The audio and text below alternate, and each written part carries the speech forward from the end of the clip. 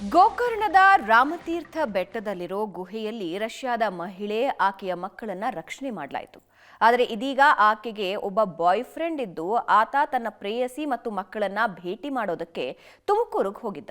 ಆದರೆ ಅಧಿಕಾರಿಗಳು ಭೇಟಿಗೆ ಅವಕಾಶ ನಿರಾಕರಿಸಿದ್ದಾರೆ. ಏನಾಗಿದೆ ಈ ಸ್ಟೋರಿಯಲ್ಲಿ ಡೆವಲಪ್ಮೆಂಟ್ ನೋಡ್ಕೊಂಡು ಬನ್ನಿ.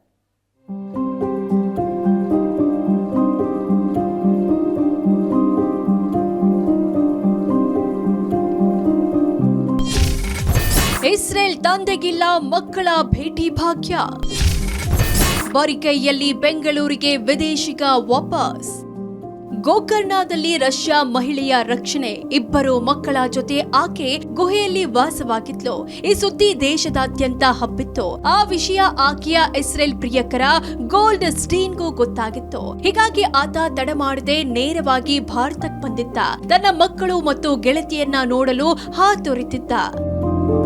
2017ರಲ್ಲಿ ಪ್ರೀತಿಯ ಬಲೆಗೆ ಬಿದ್ದಿದ್ದ ಈ ಇಬ್ಬರು ಪ್ರಣಯ ಪಕ್ಷಿಗಳು ಗೋವಾದಲ್ಲಿ ಲಿವಿಂಗ್ ಟುಗೆದರ್ ನಲ್ಲಿದ್ರು. ಕೊರೋನಾ ಲಾಕ್ಡೌನ್ ವೇಳೆ ಗೋಲ್ಡ್ ಸ್ಟೀನ್ ಇಸ್ರೇಲ್ಗೆ ಹೋಗಿದ್ದ.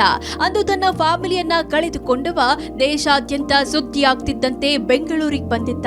ಆದ್ರೆ ಮಕ್ಕಳು ತನ್ನ ಪ್ರಿಯತಮೆ ನೀನಾ ತುಮಕೂರಿನಲ್ಲಿರೋ ವಿಚಾರ ತಿಳಿದು ಅಲ್ಲಿಗೂ ಓಡೋಡಿ ಬಂದಿದ್ದಾನೆ.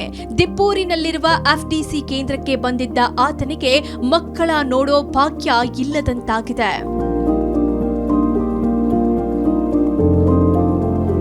ಹೆಗಲ ಮೇಲೆ ಗಿಟಾರ್ ಹಾಗೂ ಕೈನಲ್ಲಿ 2 ಬ್ಯಾಗ್ ಹಿಡಿದು ಬಂದ ಗೋಲ್ಡ್ ಸ್ಟೇನ್ ವಿದೇಶದಿಂದ ಗಿಫ್ಟ್ ತಂದಿದ್ದ. ಆದ್ರೆ ಮಕ್ಕಳ ಭೇಟಿ ಮಾಡೋ ಖುಷಿಯಲ್ಲಿದ್ದವನಿಗೆ ಅಧಿಕಾರಿಗಳು ಶಾಕ್ ಕೊಟ್ರು. ತನ್ನ ಮಕ್ಕಳು ಹಾಗೂ ಗೆಳತಿಯ ಭೇಟಿಗೆ ಅಧಿಕಾರಿಗಳು ನಿರಾಕರಿಸಿದ್ದಾರೆ. ಹೀಗಾಗಿ ಭೇಟಿಗೆ ಅವಕಾಶ ಸಿಗದೆ ಬೇಸರದಲ್ಲಿ ಬೆಂಗಳೂರಿನ ಕಡೆ ಹೆಜ್ಜೆ ಹಾಕಿದ್ದಾನೆ. No, I came here to meet them. But when I arrived, they told me I cannot go inside, that I need to go back to Bangalore, to the FRO office, and ask a confirmation, like a letter that...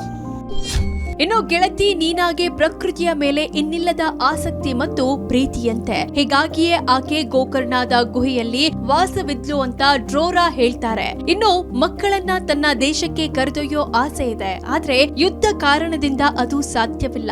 ಮೇಲಾಗಿ ತಾಯಿ ಜೊತೆ ಮಕ್ಕಳಿರಬೇಕು ಅಂತಿದ್ದಾನೆ.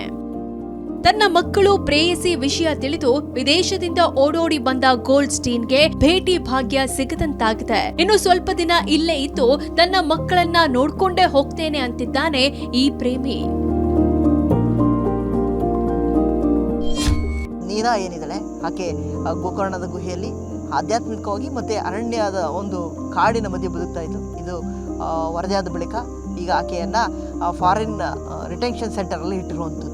ತುಮಕೂರಿನ ಬಳಿ ಇರುವಂತಹ ದಿಬ್ಬೂರು ಗ್ರಾಮದ ಬಳಿ ಈ ಒಂದು ಸೆಂಟರ್ ಇದೆ. ಈ ಅನುಮತಿ ಇಲ್ಲದ ಕಾರಣದಿಂದ ಆಕೆಯ ಪತಿಗೆ ಭೇಟಿ ಆಗಲಿಕ್ಕೆ ಅವಕಾಶ ಸಿಕ್ಕಿಲ್ಲ. ಇದೀಗ ವಾಪಸ್ ಹೋಗಿರುವಂಥದ್ದು ಮತ್ತೆ ಅನುಮತಿಯನ್ನು ಪಡೆದು ಬರುವಂತಹ ಸಾಧ್ಯತೆ ಇರುವಂಥದ್ದು. ಇದಿಷ್ಟು ರಷ್ಯಾ ಮಹಿಳೆಗೆ ಸಿಕ್ಕಂತಹ ಮಹಿಳೆಗೆ ಸಂಬಂಧಪಟ್ಟಂತಹ ಮಾಹಿತಿ ಆಗಿರುವಂಥದ್ದು. ಕ್ಯಾಮ್ರಾ ಪರ್ಸನ್ ಯೋಗೇಶ್ ಜೊತೆ ಮಾಂತೇಶ್ ಕುಮಾರ್, ಏಷ್ಯಾನೆಟ್ ಸುವರ್ಣ ನ್ಯೂಸ್, ತುಮಕೂರು.